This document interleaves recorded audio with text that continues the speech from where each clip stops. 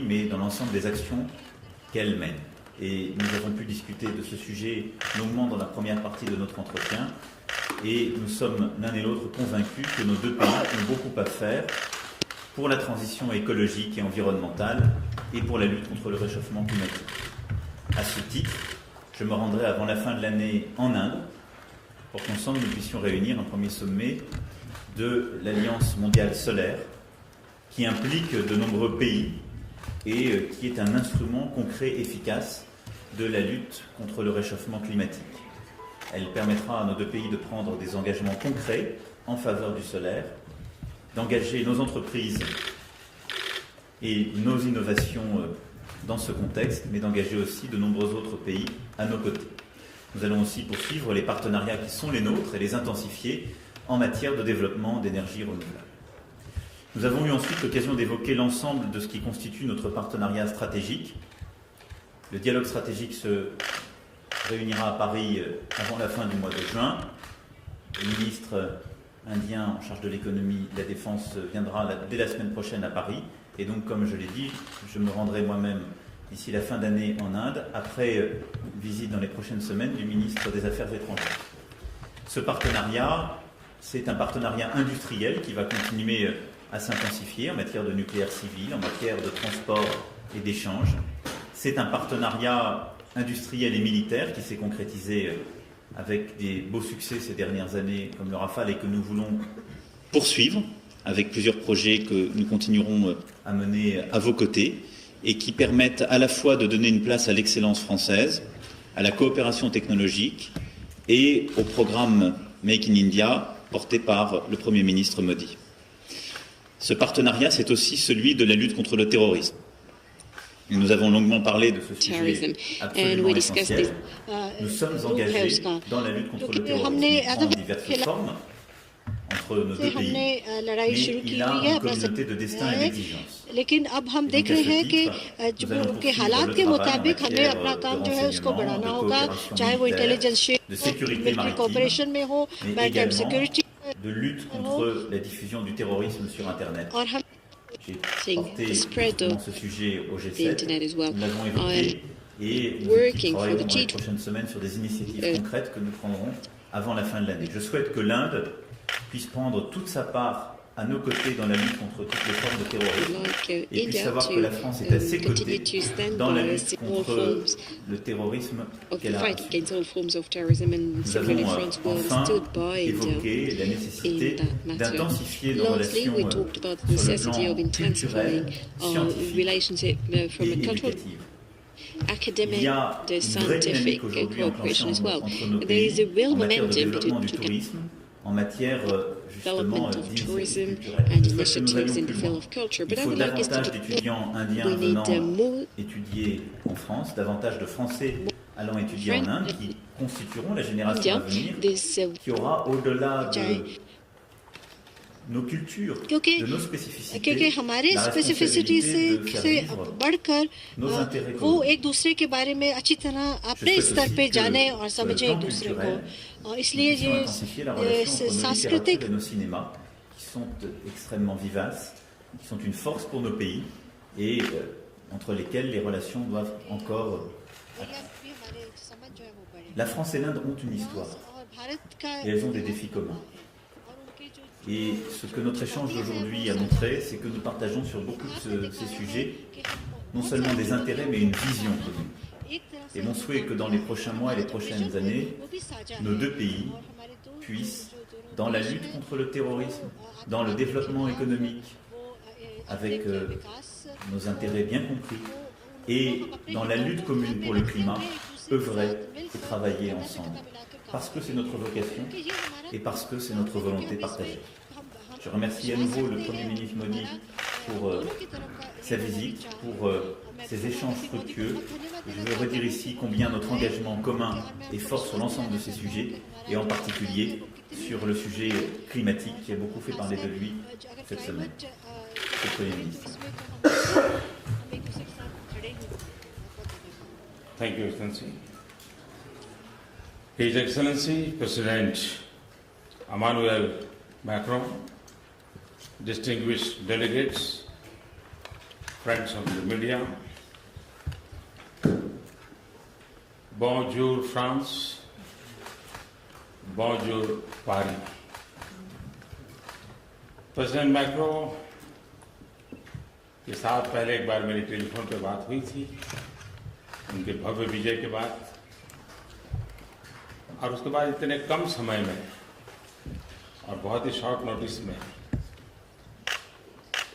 मेरा यहाँ आना हुआ और जिस गर्मजोशी से स्वागत किया, मैं इसके लिए राष्ट्रपति जी का हृदय से बहुत आभारी हूँ, क्योंकि मैं समझ सकता हूँ कि नई सरकार को कि प्रारंभिक दिनों में कितने प्रकार की व्यस्तता रहती है, उसके बावजूद भी भारत को उन्होंने प्राथमिकता दी और इसके लिए मैं उनका बहुत आभारी हूँ।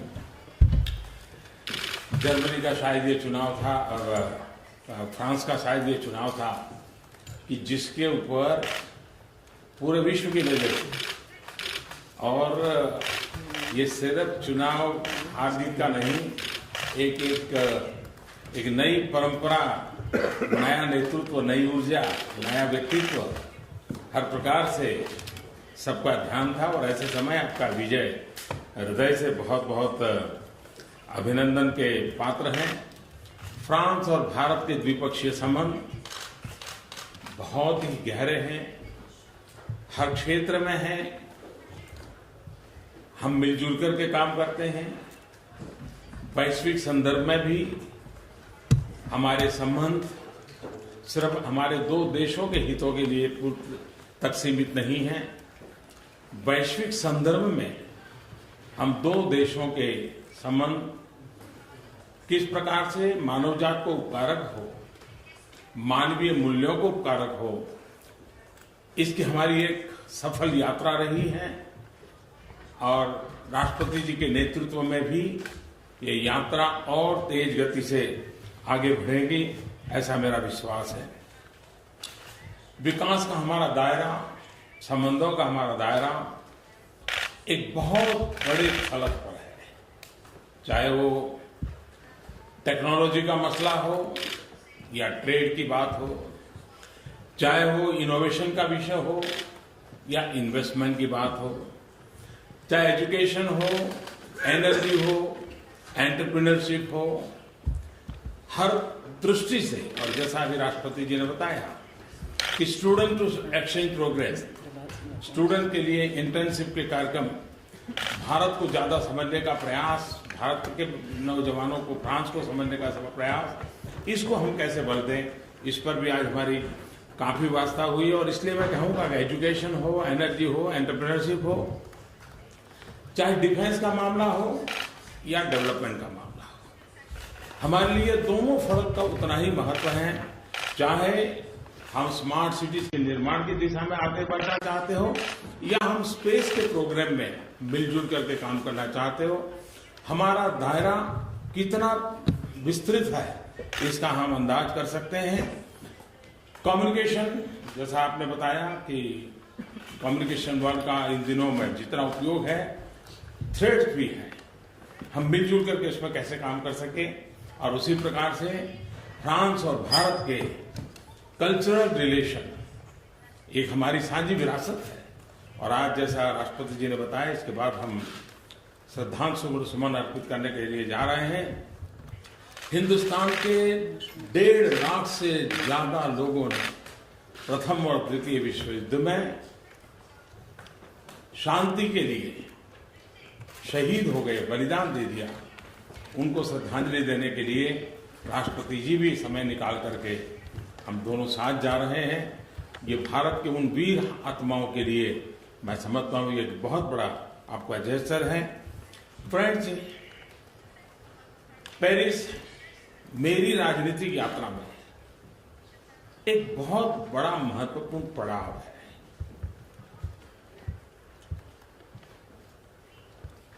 फ्रांस के साथ भारत ने और व्यक्तिगत रूप से मैंने खास करके क्लाइमेट चेंज के संदर्भ में, पेरिस एग्रीमेंट के संदर्भ में जिस तरह कंधे से कंधा मिलाकर के काम किया, और मैं समझता हूं कि पेरिस एग्रीमेंट ये एक साझी विरासत है, ये और विश्व की साझी विरासत है। इस पीढ़ी की ये ऐसी देन है जो भावी पीढ़ी की भी विरासत बनने के लिए एक नई आशा को जन्म देती है।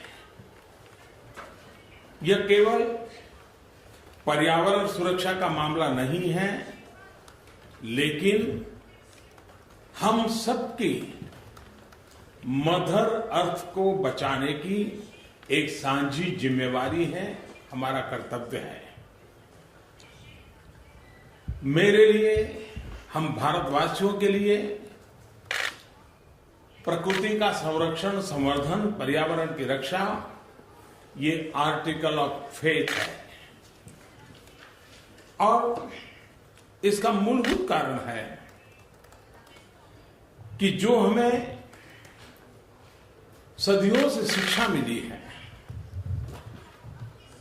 और वो हमारी वेद काल से शिक्षा है कि प्रकृति के साथ सहजीवन हमें सीखना होगा, प्रकृति के साथ संवाद, सहमति, यही अल्टीमेटली हर किसी का कल्याण करेगी।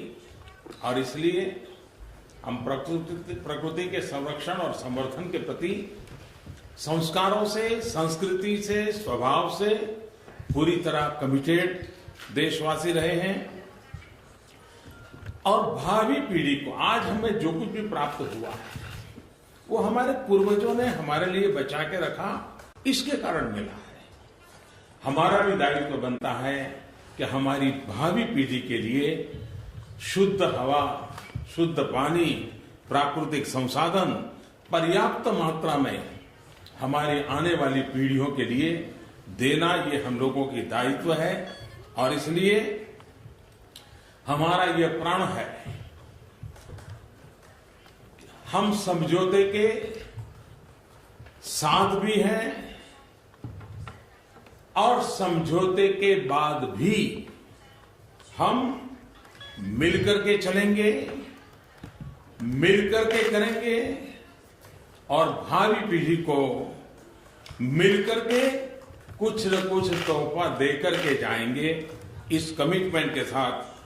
और इस दिशा में हमने कई महत्वपूर्ण कदम उठाए हैं।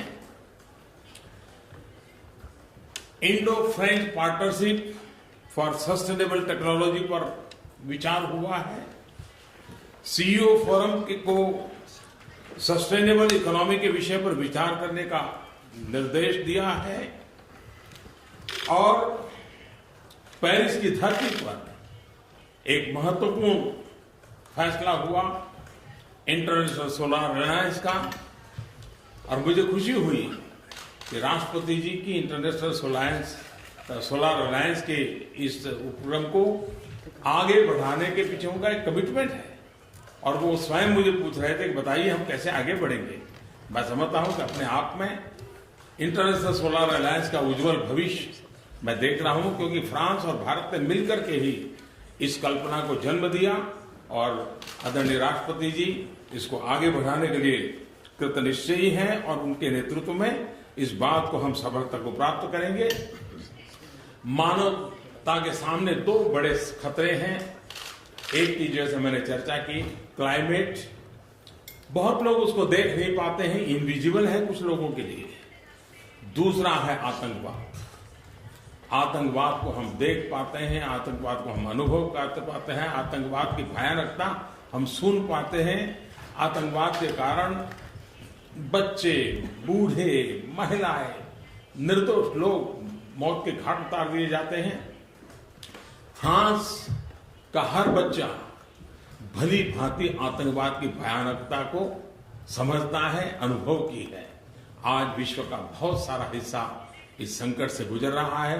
आज हमने बड़े विस्तार से इस विषय की चर्चा की है कि आतंकवाद से बचने के रास्ते क्या होंगे, टेक्नोलॉजी का उसमें जिस प्रकार से इस्तेमाल हो रहा है उस पर हम सतर्कता कैसे बरतें, साथ मिलकर के कैसे काम करें, रेडिकलाइजेशन के सामने डी रेडिकलाइजेशन की मूवमेंट को हम कैसे बल दें और विश्व शांति और सद्भावना की दृष्टि से कैसे आगे बढ़े, उस दिशा में हमने चर्चा की है। भारत की हमेशा सोच रही है यूरोपियन एकता के संबंध में, यूनाइटेड यूरोपियन यूनियन, प्रगतिशील यूरोपियन यूनियन, सशक्त यूरोपियन यूनियन, इसके हम पक्षकार रहे हैं।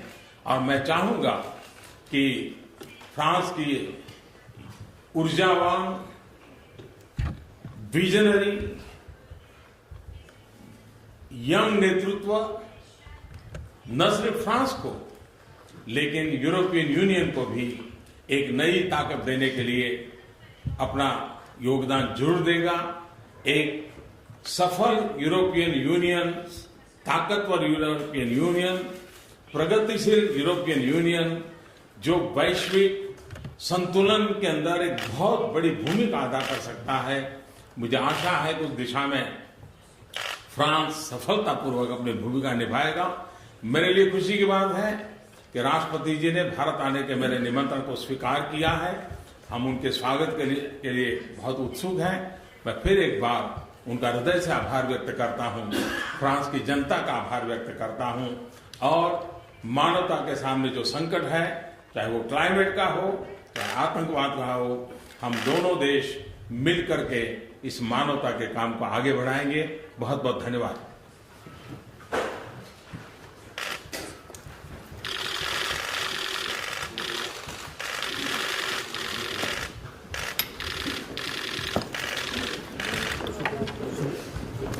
सुधीर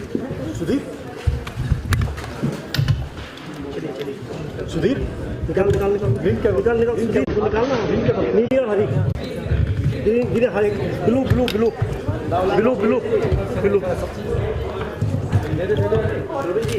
चलो बैग ले आना प्लीज,